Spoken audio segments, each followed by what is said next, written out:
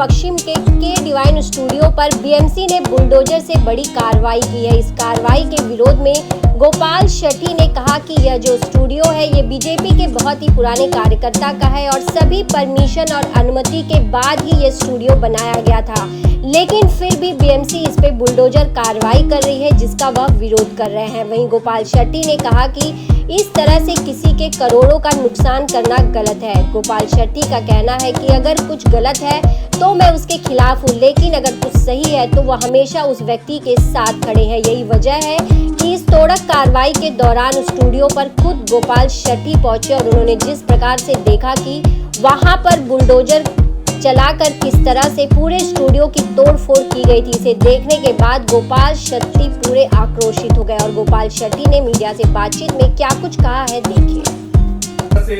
के डिवाइन शादी का जो हॉल था परमिशन से बाकायदे बनाया गया था, कई करोड़ों की उसकी संपत्ति से उसने लागत से बनाया गया। जिस तरह से वार्ड ऑफिसर संध्या नादियाडकर ने पूरी ऐसा आरोप है कि कानून की धज्जियां उड़ा करके वो पूरा बुलडोजर से तोड़ा जाए, इस पर क्या कुछ कहेंगे? देखिए, कानून की धज्जियां उड़ाने का अधिकार डॉक्टर बाबा साहब अम्बेडकर जी ने जो संविधान बनाया उसमें किसी को भी नहीं है। संविधान का कोई धज्जियां उड़ाता होगा तो उसकी भी धज्जियां उड़ेगी आने वाले दिनों में। और ये स्ट्रक्चर जिस प्रकार से आज तोड़ा गया है, मैं बहुत जवाबदारी के साथ में कहता हूँ, इसमें एक नहीं तो अनेक अधिकारियों को घर जाना पड़ेगा, अनेक अधिकारियों को घर जाना पड़ेगा। मुंबई महानगर पालिका को स्वयं के पैसे से ये स्ट्रक्चर बांध कर देना पड़ेगा, ऐसा मेरा अंतरात्मा कहता है। मुद्दा नंबर 2। मुद्दा नंबर 3, मुंबई महानगर पालिका के आयुक्त भूषण गगरानी, जिसका मैं बहुत सम्मान करता हूँ, बहुत अच्छे ऑफिसर है, बहुत अच्छे ऑफिसर है, लेकिन अच्छे ऑफिसर को भी डॉक्टर बाबा साहब अम्बेडकर जी का संविधान ने यह अधिकार नहीं दिया है कि गलत अधिकारियों को वो बख्शे। अगर भूषण गगरानी जी ऐसे ऑफिसरों के ऊपर कार्रवाई नहीं करते हैं तो मुझे भूषण गगरानी जी के साथ में भी संघर्ष के लिए उतरना पड़ेगा, तो मैं उतरूंगा। क्योंकि मुझे जिस मुंबई शहर के सभी भाषिक लोगों ने इतना बड़ा बनाया है और इतना बड़ा अन्याय, इतना बड़ा गलत कार्रवाई होते हुए मैं देखूंगा नहीं। मैं किसी का 200 फुट का घर भी अगर टूटा है तो उसके लिए आके जाके खड़ा हुआ हूं, और मुझे कभी भी गलत साबित नहीं कर पाई ये व्यवस्था, ना पुलिस के लोग, ना महापालिका के लोग, ना तो सरकार का कानून। मैं सांसद बनने के बाद में 80 फुट का घर बादरन नगर में तोड़ा गया, तो वहां जाकर पानी में 4 घंटा बैठकर वार्ड ऑफिसर के पास से लिखवा कर लेकर उसका घर बनवा कर आने वाला व्यक्ति मैं हूं।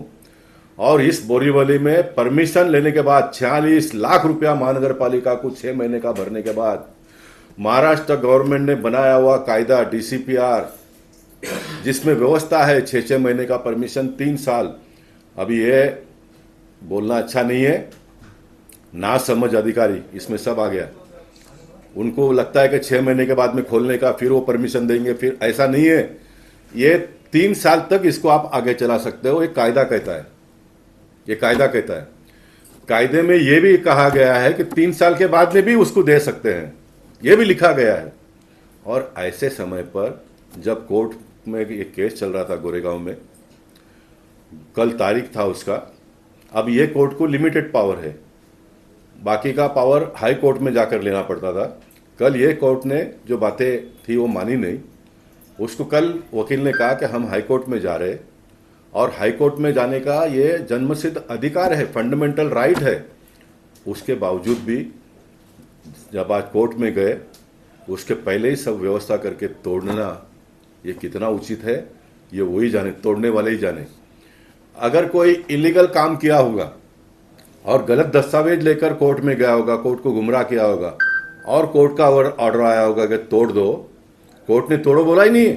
कोर्ट ने खाली उसकी जो बातें थी कि हमको और 6 महीने का, 3 साल तक का एक्सटेंशन देने का ऑर्डर दो, अगर आप दे नहीं सकते तो हम हाई कोर्ट में जाएंगे, यही था। तो कोर्ट ने इस बात को नहीं माना, कोर्ट ने तोड़ो करके नहीं कहा। उसके बावजूद में इस प्रकार का तोड़ना, जो परमिशन देकर बनाया गया था, म्यूनसिपालिटी ने उसको लेटर देना चाहिए था कि इसको हम एक्सटेंशन नहीं करेंगे, आप अपने हाथ से उसको निकाल दो, नहीं तो हम तोड़ेंगे, तो पूरा खर्चा भी वसूल करेंगे। ये काम करने की पद्धति है। ये कौन सा तरीका इस प्रकार से तोड़ने का? और अगर इस प्रकार का तोड़ने के बाद में मेरा जैसा आदमी जो पैसा और प्रतिष्ठा के लिए मैंने कभी काम नहीं किया, चुप बैठूंगा तो इसके आगे कौन आएगा? आजकल आज की राजनीति तो बहुत बदल गई है। आज की राजनीति बहुत बदल गई है। अपने लिए भी कोई मरने को तैयार नहीं है तो लोगों के लिए कौन मरेगा? तो मैं इस लड़ाई को बिल्कुल नहीं छोड़ूंगा। मैं इस लड़ाई will be the eye opener in the Mumbai city. Mumbai शहर के लोगों के लिए एक आई ओपनर केस होगा। इसके लिए मैं इसको लड़ूंगा। भगवान करे आज कोर्ट में गए हैं, कोर्ट से कोई ना कोई अच्छा ऑर्डर आएगा, ऐसा मेरा अंतरात्मा कहता है कि आएगा और देखेंगे। अगर मैंने एक भूमिका बनाया वन विभाग के लिए और ये केस के लिए, मैं पूरी अपनी ताकत लगा के लड़ूंगा। जो संविधान ने मुझे अधिकार दिया है वो पूरा मैं ओपन कर दूंगा। इसलिए मैंने आज सवेरे डिक्लेयर किया कि मैं पार्टी के सारे काम को पार्टी से थोड़ा अलिप्त हो जाऊंगा, क्योंकि मैं जो भी मेरे मन में आएगा मैं करूंगा। क्योंकि भारतीय जनता पार्टी का लेबल लगाकर मैंने करना ये उचित नहीं। भारतीय जनता पार्टी एक बहुत बड़ी पार्टी है, संविधान को मानने वाली पार्टी है, नीति नियम को मानने वाली पार्टी है। इसलिए मैं थोड़ा उसको अलग होने का मैंने निर्णय किया है। मैं कोई भी गलत काम अगर करता हूं